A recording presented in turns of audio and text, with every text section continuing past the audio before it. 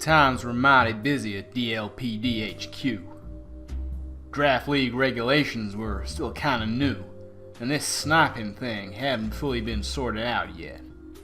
Even with the recent formation of the trading office, some unscrupulous people kept on finding ways to snipe drafts, undercutting other coaches left, right, and center. It weren't a good look, and what's more, there were other major matters that required attention. Striker, my office now!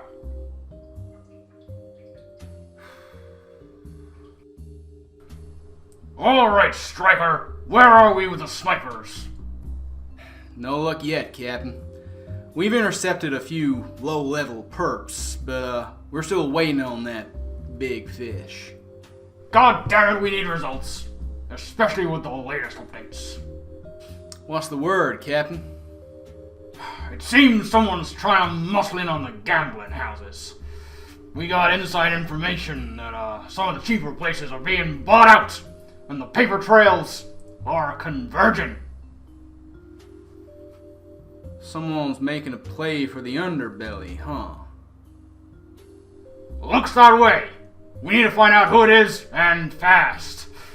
But that's not your case. You just focus on the draft snipers. Captain, if I may, gambling ain't exactly illegal here, but this sniping business with the drafts, well, that sure as heck is. Where are you going with this, Striker? Well, if someone's making moves in the not-so-criminal underworld, maybe they might know more about others doing the same with less legal ventures. Whoever's buying real estate and gambling, well, it might pay handsomely to know what they know. Are you suggesting making a deal with these people? Well, why not? We can legitimize their business ventures, and in return, they tell us what they know. At some point, they're bound to come into contact with the snipers. Are you out of your mind, Striker? Absolutely not! Running gambling houses in this city is a slippery slope. What's next? Match fixing? No, I won't sanction that. Your only job right now is to find out who's behind the draft sniping. Legitimately. Come on, Captain. Sometimes we gotta do things different. You really think we're gonna find these snipers by playing things by the book? Damn it, Striker. You're turning into a loose cannon. If you weren't such a fine draft league player yourself, you'd be out of here faster than an electrode. Going downhill. You wanna make it in the DLPD? You follow orders. That's an order. Dismissed. So, wait, these people with the gambling, was that the consortium? Way before Chase took over. Don't think we ever discovered with any certainty who started it all. And the sniping? Same thing. Never truly found out who the mastermind behind it was back then. Don't think it was an organised thing, at least. Not like now. Wait, whoa, what do you mean? What do you mean, not like now? You found out who's behind it? Kind of. I put in a call to the trade office. KSaun answered. Is that allowed? Sure as heck isn't. He didn't even deny it. He's been pulling the strings on behalf of his employer. And no, I don't know who that is yet. KSaun has been making these snipes happen. Paul, I'm battling him today. Surely he can't be allowed to compete. Coach, who's going to enforce that? We got no actual power here. Best thing you can do is hand him a beating. Show him and his mysterious employer that their meddling doesn't guarantee results. I'll put in a few more calls, see if I can't dig up any more info.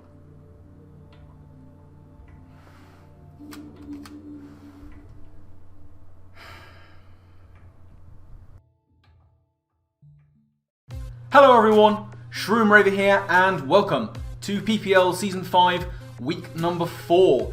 Yes indeed. Now, last week we did take our first loss of the season. It's bound to happen eventually. We're still in a good position at 2-1, and today we are going to be taking on KSaun and the Toronto Razor Leafs. His links down in the description below. With everyone else, make sure you check them out. You may have seen him in the intro to last week. That was him. And now we get to take him on for the first time since we battled in NX pool stages of Stage 1, where we got absolutely clodsired. No clodsire on his team this time around, but he's had a bit of an unsettled start to the season, shaking off the rust from having taken a bit of a break. And he's got some bad luck, and his team has been a little bit in flux, but I think he's made some changes that put this team at a high risk level for us. We're looking at Great Tusk, Alamomola, Weavile, Ogerpon-H, Terra Walking Wake, Fortress, Pheasantipity, Terra Hooper Unbound, Dragonite, Spidops, Vulpix, and Terra Rotom Fan. So there's a really nasty bulky core going on there between the likes of Tusk, Alamomola, Fortress, the two big specially defensive monsters of Pheasantipity and Hooper Unbound. That last one can be a real problem offensively as well, with some big hitters in the likes of Dragonite and Weavile, and potential Sun Core with the little baby Vulpix really powering up the likes of Great Tusk, Walking Wake, and Ogerpon-H. So he's put together a nasty team there with hazard options too.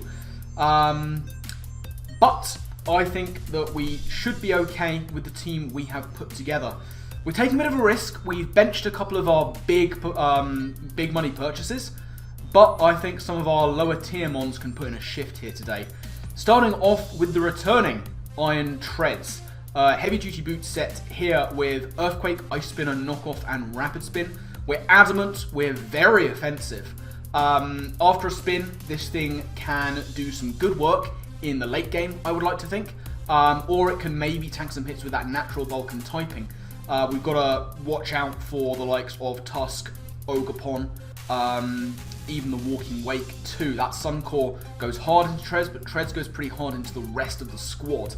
Earthquake is very free, only 2 immunities that are weak to Ice Spinner, and outside of that, the only things not taking big damage are those bugs.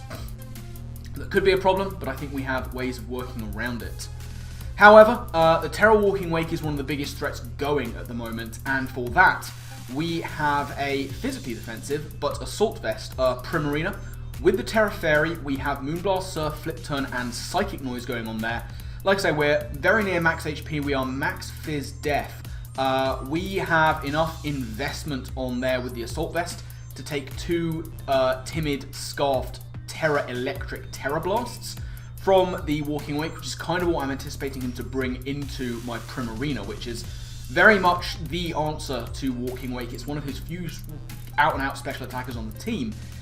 Which is why we've gone big in Fizz Def, because a lot of the rest of his team is physical. We should be able to tank any one hit from any given mon and get off a big hit with Moonblast or Surf, or just Flip Turn on out of there to get a better position. Psychic Noise, pretty much just for the Pheasantipity and to stop Alamomola from wish passing, if at all possible, or taking it for itself. But we do want some good, honest breaking power on this team. And for that, we are bringing back Punching Glove, Bulk Up Urshifu with Wicked Blow, Drain Punch, and Iron Head. I've run this set a lot this season so far. It's one of the best ones it can have. 192 in attack, 176 into speed with the Jolly Nature, 140 into special defense. That's allowing us to at least live a hit from Walking Wake and get off a big Wicked Blow to cause some major pain and damage. If we can get a Bulk Up off into what is, let's say, essentially a very physically offensive team, then Urshifu is looking like a real threat. But it's not the only threat on our team, because as ever, we have Haxorus. Terra Water this week to avoid nastiness from Ivy Cudgel or indeed Alamomola, Walking Wake, things like that. And of course the ice moves on Weavile. We don't want to be taking that with Covert Cloak, so that we can try and set up a Scale Shot or a Swords Dance on an alluring voice Alomomola, we have Terra Water, Aqua Tail, and Earthquake as our coverage moves on there. Haxorus can either break something or try an endgame with Scale Shot Sword Stance. We haven't managed to really get a consistent Haxorus endgame going this season, and this might be the game that we do it. However, like I said, we have some lower tier threats coming into this game. We benched Tornadus, Therian, and Deoxys, and one of the things in its place is a debutant. It is Porygon-Z. We're bringing Scarf, Terra Normal, PZ. We're bringing all three of our Terra captains. This isn't realistically my main target for Terra, but those adaptability Terra Normal Tri-attacks are hitting hard, and we have Hyper Beam on there just in case we want to drop a nuke on something. Ice Beam is just good coverage for the likes of Dragonite, and Psyshock is there pretty much exclusively for that Pheasantipity if it wants to be a problem. But Choice Scarf adaptability Tri-attacks are hitting everything very hard indeed. And like I say, we have Hyper Beam just as our sort of red button nuke option in case we need it. But I am a little bit worried by the likes of lead Ogerpon, or just like a lead big heavy hitter. And so for that reason, we have our second debutant, and that is going to be Illumise. Yes, this is our dedicated lead for the week. Focus Sash, Tinted Lens Illumise with Bug Buzz, Quick Attack, Endeavour, and Thunder Wave. In mocks, I ran into big problems with lead Ogerpon, just like being a mon that comes in and clicks buttons till it drops.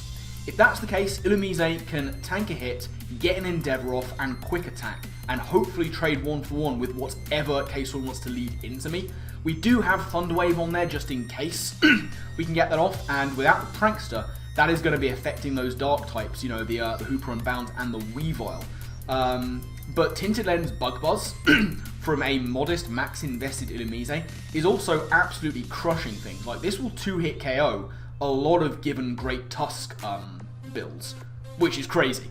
It'll also just do big natural damage to the likes of Alomomola, Ogerpon, Walking Wake, things like that. It won't do too much, even with Tinted Lens, to the likes of Hooper and Fez, but it's still good damage to have. And Illumise is pretty much going to stay until it drops, and we just run whichever move, Bug Buzz, Endeavour, Thunder Wave, whatever we want off rip, depending on what KSaun leads into us. So that is the team we are going into this week with. Let's get over to the battle screen and see what KSaun has decided to bring against us. So, as you can see, KSaun has decided to bring Walking Wake, Dragonite, Weavile, Ogerpon-H, Pheasantipity, and the Vulpix. It is Terra Water on the Wake. It is a different team to what I expected. There is no Great Tusk, there is no Alomomola, and there is no Hooper Unbound. I thought those three had a good chance of coming, but instead we have the Sun, and we have Wake and Ogerpon in that Sun. It's dangerous, it's difficult. We are still leading with our Illumise, no matter what KSaun does. So that's what we're going to be going with. Let's see what KSaun decides to do to counteract that. So here we are, PPL Season 5 Week 4 against KSaun and the Toronto Razor Leafs. There he is. He is going to be leading off with Dragonite. As I say, I'm going to go with Illumise. Not quite the lead I was anticipating, and it kind of threw me a little bit. Like, if he has dual wing beat, we just die. It doesn't really matter. He could just be like a setup lead. He could be a banded lead, going for extreme speed to try and get round the likes of a Prankster Thunderwave lead of my own. And I kind of messed up a little bit here. The play every time was to just go for Bug Buzz and break that multi-scale. I completely forget that I have a lot of speed investment and I do naturally outpace Dragonite, so kind of forgetting about the speed tiers, but also potentially anticipating like a banded extreme speed to do as much damage as possible. I am here just going to go for the Endeavour off rip. No matter what, it will break that multi-scale. I should have gone for Bug Buzz. Instead, I choose to go for the Endeavour. And as you will see in a few seconds' time, that is not necessarily the play I should have gone for because we do outpace. We do break that multi-scale, and there is the Dragon Dance. Now, this is a little bit spooky scary. He is now a +1 Dragonite. But what I'm going to do here is just click Thunder Wave. I'm rather thinking that if he had dual wing beat, he would have just gone for it here, just to guarantee taking me out. He clearly isn't too fussed about the potential Prankster Thunderwave shenanigans. So what I'm going to do here is just go for that Thunder Wave. I don't think he's packing the dual Wing Beat, otherwise he probably would have gone for it here. So I'm kind of happy that he won't be able to take us out here. So Thunder Wave is going to be the play to try and potentially set up something else to come in and revenge if we do go down. So it's going to be the Extreme Speed. That is going to do a lot of damage. And we are going to go for that Thunder Wave. And that is going to get a lovely, delicious paralysis onto the Dragonite. Very good stuff. Now we know exactly how much health he's at because he's at 277. Because we went for the what's it called? What's that move called that I literally just clicked? Endeavor. That's the one. We know he's at that amount of health. Now with his multi-scale broken, he's fair game for a lot of things to revenge. I am just going to go for the Endeavor just in case he gets fully parried or doesn't go for extreme speed. That way we take him down really, really low and put him in absolute range of basically anything that wants to come in and revenge him. And we go for the Endeavor. He's not going to go for the extreme speed, and he's also going to get fully parried. That's a really bad turn for KSaun. He's had no manner of luck at all this season. So we get him down to exactly 91 hit points. Now, he should be going for extreme speed here to try and take his kill. I'm going to go for Bug Buzz. If he doesn't get that extreme speed off, Bug Buzz will take out the Dragonite because of Tinted Lens. Unfortunately for me, it is going to be extreme speed that comes in from D-Knight. So Illumise is going to go down here, but it's paralyzed the Dragonite and brought it down to within very easy range of basically anything. Now, I could go to any number of things here to pick off the KO, and much as I would love to go into Haxorus, there is an inherent risk here. For one thing, a +1 extreme speed is going to do like 65% to me no matter what. For another thing, Scale Shot can miss. Now, I don't want to take that risk. I want to bring in something that puts him off going for both of those moves. So that is going to be my Iron Treads. I can come in, guaranteed outspeed because of the paralysis, and I can just pick him off with an Ice Spinner. So that's going to be the play. Iron Treads is going to come in here and try and pick off this Dragonite and go from there. So here comes the Ice Spinner. That is, of course, going to do for the Dragonite. Down it goes, and we're back to parity at 5 all. Good stuff there. Now, if I'd have gone into the likes of Haxorus and gone for a Scale Shot, that could have baited in whatever his Scarfer is out of Walking Wake and Weavile, and I'm pretty sure that one of them is going to be Scarfed. So there was really no point going into Haxorus there. But there is always a risk associated with going into Iron Treads, and that is the fact that this is going to bait in something that I really don't have anything to switch into, and that is the Ogerpon Half Flame. I am fully expecting the Half Flame to hit the field right now, and as you'll see, that is exactly what KSaun is going to do. Now, I do not switch into this thing very well at all. His dual stabs, as you'll see, go pretty hard into my squad, and I'm pretty sure he's going to be packing the play rough for my Urshifu and my Unterrad Haxorus. I do have one or two things that will take any given hit. Well, I have one thing that will take any pretty much given hit. I have a good idea of what his set is going to be. I'm pretty sure it's going to be Ivy Cudgel, a Grass type move, Play Rough for my Urshifu, and Stomping Tantrum for my Rotom Heat that I didn't bring. I'm pretty sure that's going to be his set, so I'm not worried about setup per se. But this is a worrying thing. I basically have to go into something to get damage onto this guy. The only thing I can do that will come in and at least take 2 hits. And for me, unfortunately, that is going to have to be my Haxorus. So I'm going to get Treads out of there, and I'm going to go into Haxorus. This should be an Ivy Cudgel, which we should absolutely tank. Unnerve is going to go off. That doesn't matter. As you'll see, it's actually going to be the Trailblaze. That's a little bit problematic. Now, with my Terror on this, I will take the player off that I'm fairly certain is incoming. Now I've got a very good idea of his set. I'm not fearing too much that he has Power Whip.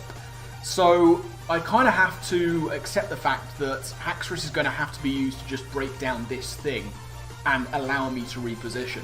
There is every chance that Haxorus is going to come out of this game for the first time without any KOs, but it's what needs to happen, because Haxorus is the only thing that will take multiple hits from Ogerpon. What I'm going to do here is go for my Terror, anticipating the player off, and go for Scale Shot just to get as much damage as possible. If I get all 5 hits, there is a chance that I can take this thing out, but this is really my only out against an Ogerpon that at +1 could potentially just sweep me. So, here comes the terror from Haxorus. I have to burn it on Haxorus at this point now, because otherwise this Ogerpon Halflame could become wildly out of control. I'm anticipating it's got to be Play Rough coming in here. He can't take the risk of Trailblazing on me. So it is going to be Play Rough, and we do take it. Scale Shot's going to come in. It's going to get the 1 hit. It's going to get the 2 hits. It's going to get the 3 hits, but it's not going to get any more than that. That is unfortunate, and the fact that he's gone for Trailblaze means that he is going to outpace me no matter that I've got a boost. So it is going to be this unfortunate scenario where Haxorus is going to have to go down here, but this was a necessary sacrifice. I had to use Haxorus in this way just so that I could reposition myself without taking a million damage on every other member of my team. And now in comes the second Trailblaze from the Ogerpon. That is, of course, going to take out my Terra Water Haxorus. So Haxorus is going to go down here. First game this season where it hasn't got a KO. Can't expect to get KOs every single game on Amon, but Haxorus has done what it had to do. Now, it's not safe to go into Primarina. I need that for the Wake and potentially the Weavile. I can't go into Urshifu because Play Rough will destroy me. I can't go into Treads because I'm pretty sure I'll be destroyed by an Ivy Cudgel. However, given the moves I'm sure he has to have on this Ogerpon, I don't think he has room to be packing Superpower. And that's important because no matter the set, Quacker Voice down there will take 1 hit from this Ogerpon, but 1 hit is all it needs to take. So, in comes the debutant, PZ, Quacker Voice, I'm in.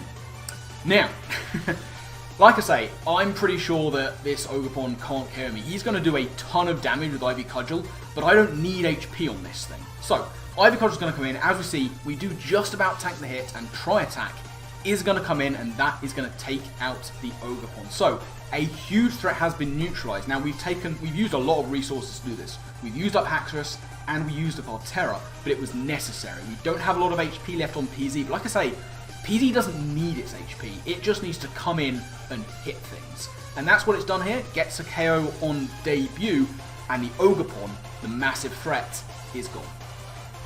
And in its place comes the Weavile. Now, 2 reasons why Weavile would come in here. 1, Ice Shard. 2, it's Scarfed. There is every chance that KSaun will suspect that I'm a Scarf PZ.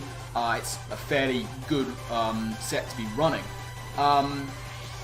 But either way, I do have a pseudo safe switch into Urshifu. Urshifu is naturally pretty tanky, and there's very little that a Weavile can do to an Urshifu that is going to cause it an undue amount of worry, especially if this is going to be an Ice Shard coming in.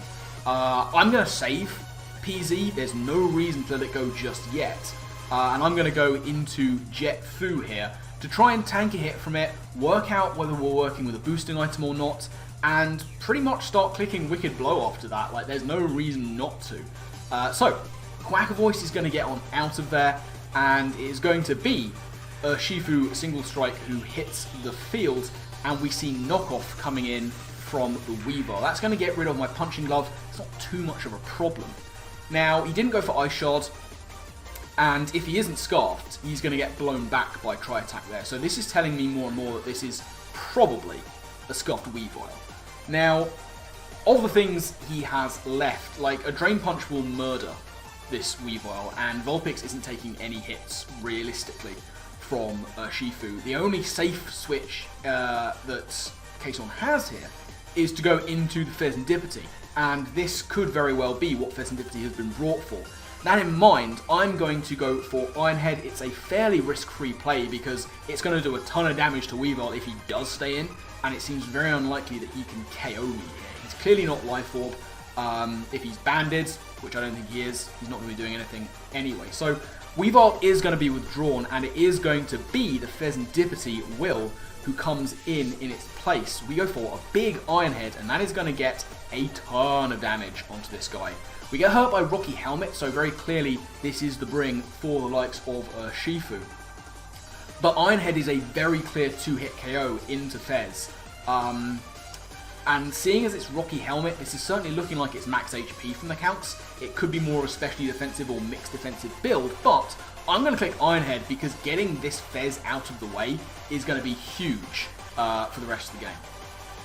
And then that happens. Roost is not exactly uncommon on Fez. He outspeeds me, which I was not expecting.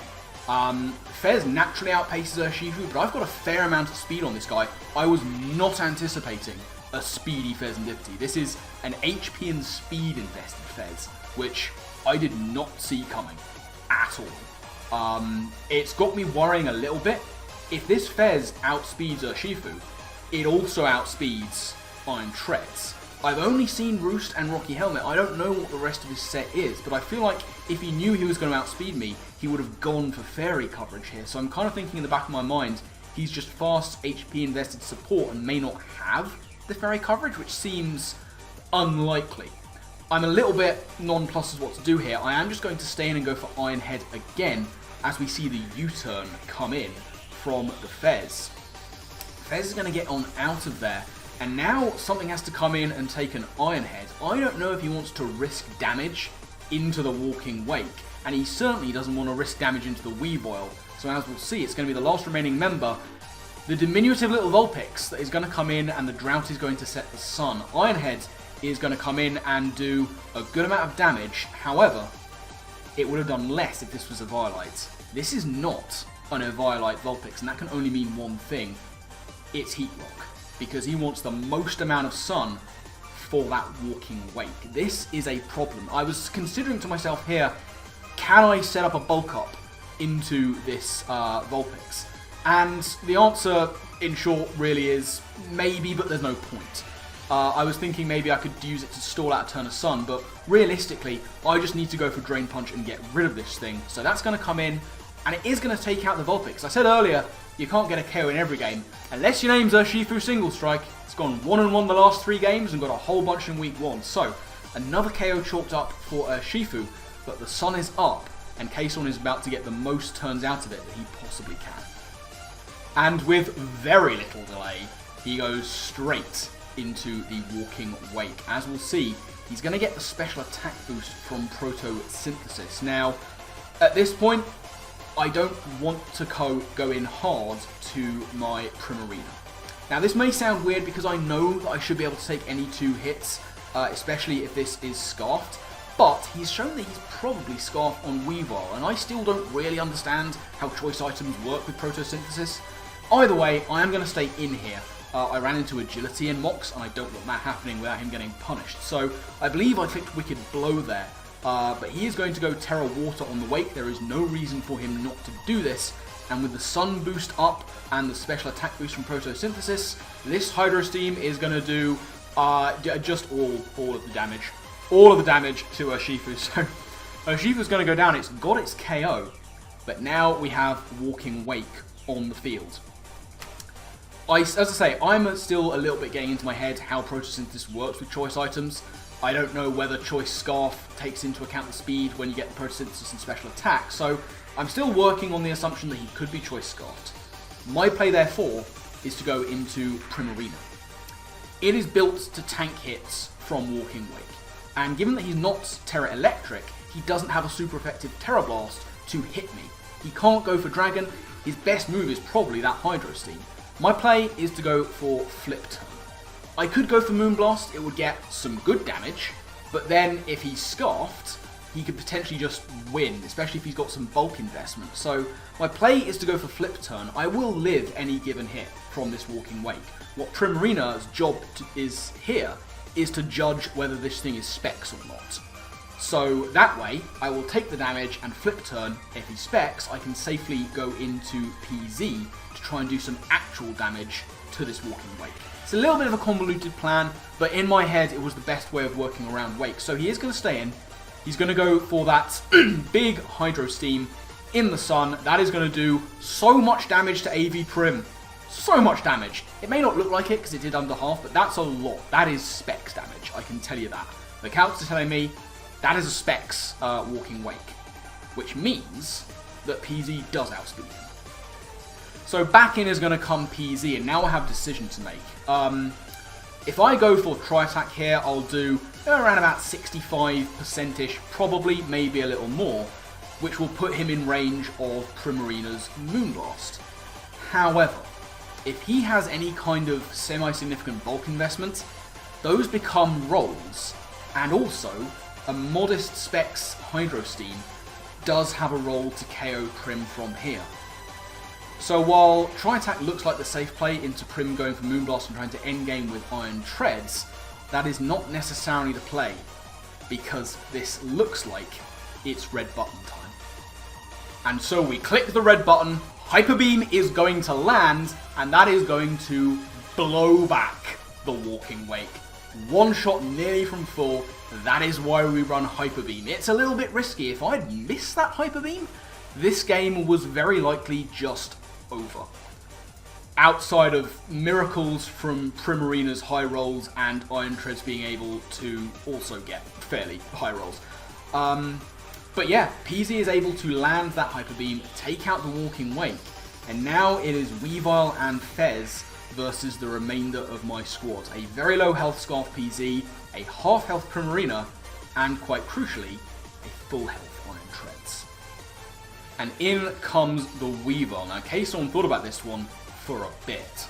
I can't move because I've gone for Hyper Beam, so we just have to wait and see what KSaun is going to do here. He basically has a free turn.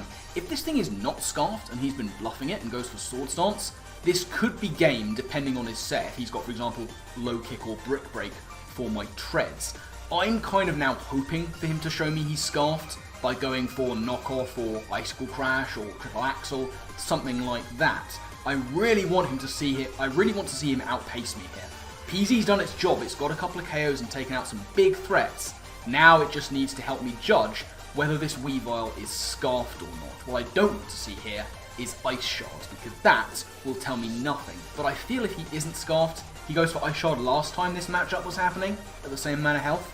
So it's going to be a fine balancing act, but depending on whether this thing's Scarfed or not, really dictates how I play my endgame. And as we'll see, Triple Axe is going to outpace my recharge turn. So this is a choice Scarfed Weavile, and now my path forward is fairly clear. What I do here is I go into Primarina and I click Flip Turn. If he outpaces me, which he does obviously, if he stays in is what I mean, Triple Axle will not KO my Prim, and I can Flip Turn into Iron Treads, and with that chip damage, Earthquake should be a KO, and it's pretty free to go for into the Weavile and the last remaining Mon being the Fez. If he switches out into Fez, I get a Flip Turn into Iron Treads, and we go from there clicking Earthquake. So, I'm going to make the play into my Primarina at half health, very physically defensive. From a Scarf Weavile, Triple Axle is not killing me. It just isn't. And there's every chance that he might need all the damage he can get from Weavile into my Tread to try and win this game for him. So I think he's going to have to save this. So I'm going to click Flip Turn, hoping that he switches out. If he doesn't, it may not be the end of the world, because Treads is at full health. But either way, I'm rather hoping that he just switches out into his Fez to try and tank a hit from Prim, either Moonblast or Surf in the Sun, and try and roost up on me. And thankfully that is what's going to happen. The Weavile is going to be withdrawn. KSaun, pretty sure he knows he needs that for damage into Treads. In comes the Fez. We are going to go for Flip Turn.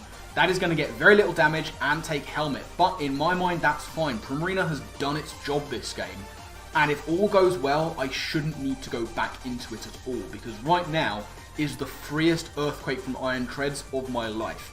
He either has to sack this off to get into Weavile for free, or he goes into Weavile now thinking he can take the hit, or hoping he can take the hit, and try and get some damage with either a really powered up Axle, or if he's been hiding Low Kick or Brick Break, that will be his play.